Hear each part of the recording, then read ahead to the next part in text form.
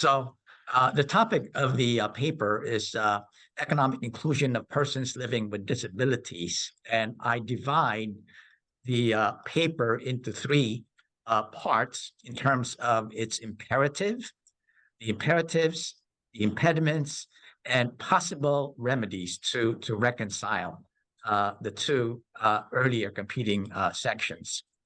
In terms of imperatives, there are very strong legal arguments that can be made that I don't cover. I'm assuming that there are other papers that will cover this.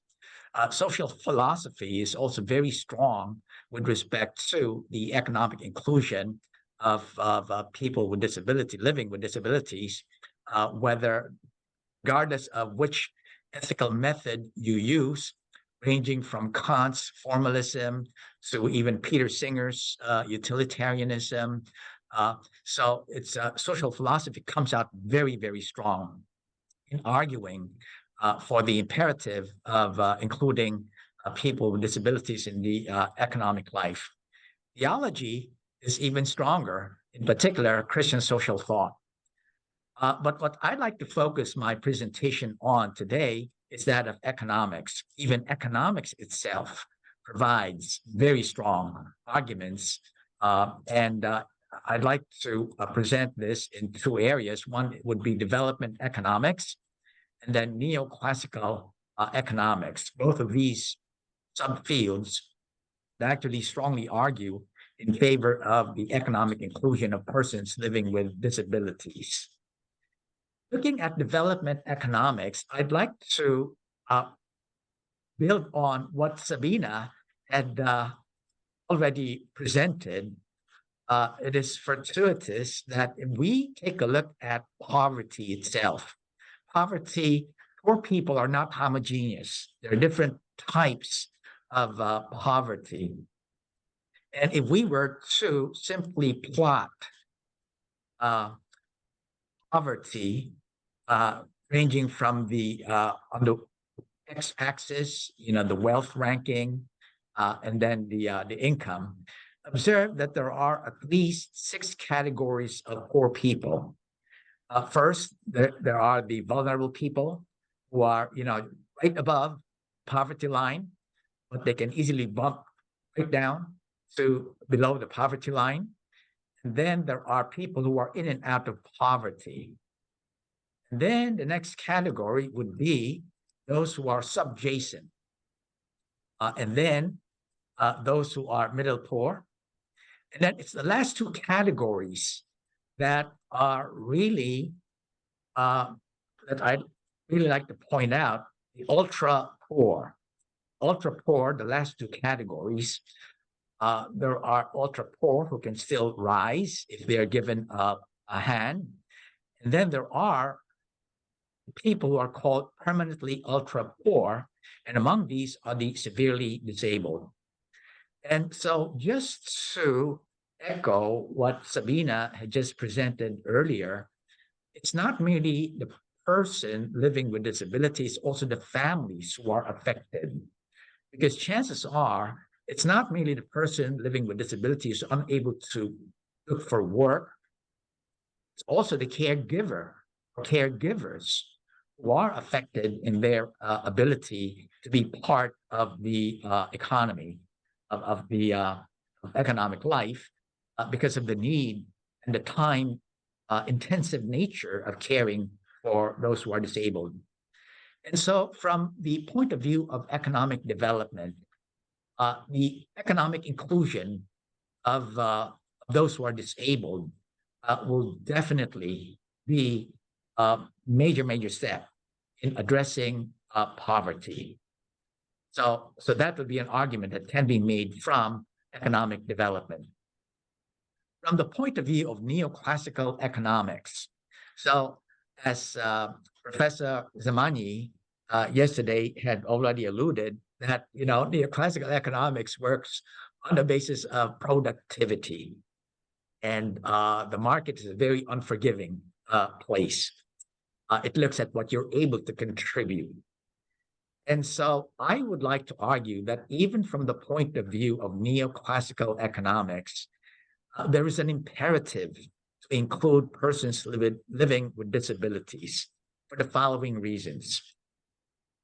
The first is that we are now a knowledge economy, and we have moved from the old thinking that, countries work out of their natural comparative advantage, and that some countries are endowed with rich resources, other countries are endowed with a lot of labor, and so the wealth of a country, the strength of a country, is essentially a function of endowments they have.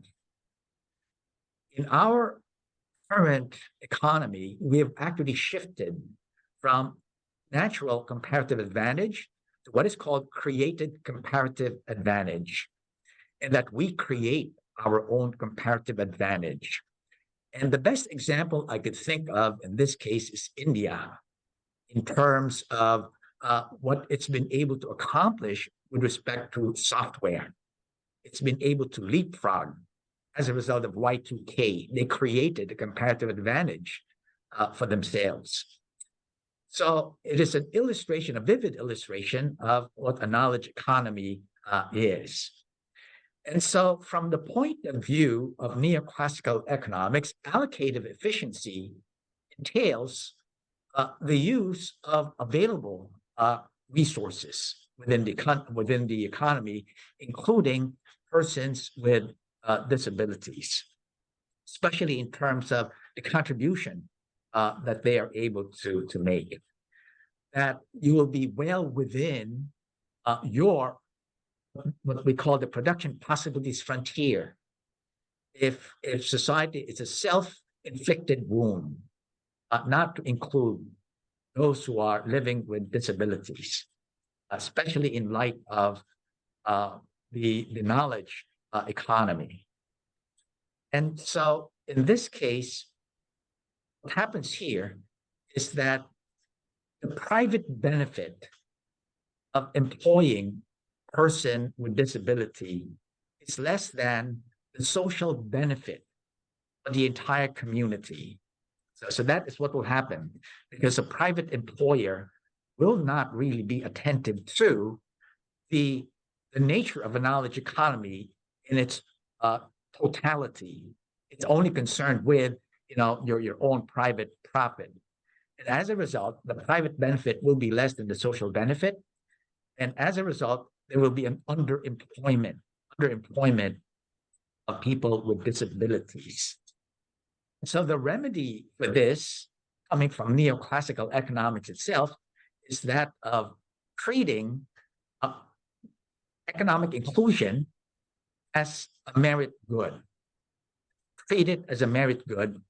An example of a merit good is education, which is why countries provide for free public education, at least 12 years of education, because it is deemed to be a merit good that benefits the entire community.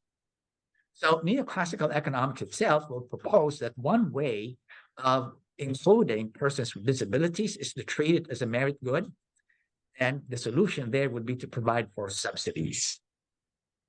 So that would be the imperative coming from neoclassical economics in light of the knowledge economy that we currently are. I'd like to present you with an inadvertent experiment as a result of COVID-19 lockdown.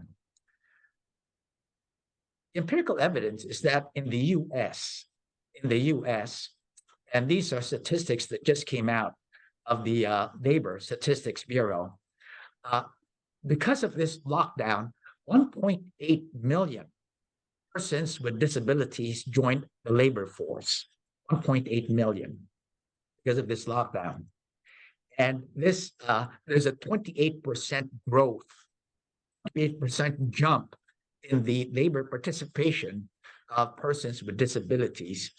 Compare this with a mere 1% growth, the total labor force.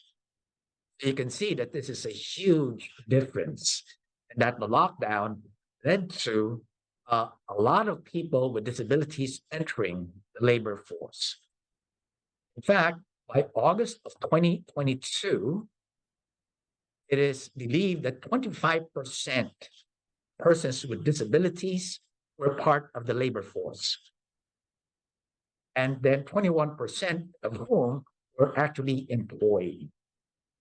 So it is said to be, these are the highest numbers ever recorded since they started keeping these statistics. And so we can infer it's a fortuitous natural experiment, because it actually shows us that one reason why this might have happened was because of the shortage of workers in the post-COVID era. So that would be one possible reason. But I think most people will say that what really caused this phenomenon is that of remote work. That people were now able to work from home. And in addition to that, there was also the benefit of flex time. So these suggest that impediments to economic inclusion would be transportation and mobility, and also the cost of office accommodations, workplace accommodations. There's a second inadvertent experiment. So the American with Disabilities Act was enacted in 1990. So they did a 20-year study. And after 20 years, they discovered that there is a preference for people with disabilities to work for the public sector, to work for the government. And the reasons given were because of the benefits that they are able to provide, stability, and the perceived responsiveness to their needs. And so this empirical evidence suggests that one major impediment to economic inclusion is that the workplace cost of accommodation. A private firm will be very cost sensitive in contrast to the public sector. Public sector will not be as cost conscious because they will spend whatever is needed to fulfill the requirements of law. And it also suggests that there may actually be possible discrimination in the or misinformation in the private sector, and also possibly a weak enforcement of legislation. So in terms of impediments, so these are impediments that come out. And so let me just quickly go over some of the remedies. Some of the remedies are, treating it as a merit good. And then legislation, of course, is something that is very helpful. Social enterprises are important for their economic inclusion, and fair trade, then workplace accommodations, and then regulatory leniencies. Now, I could explain these further, but I think I am out of time, and I'd like to open the floor for people's questions or discussion.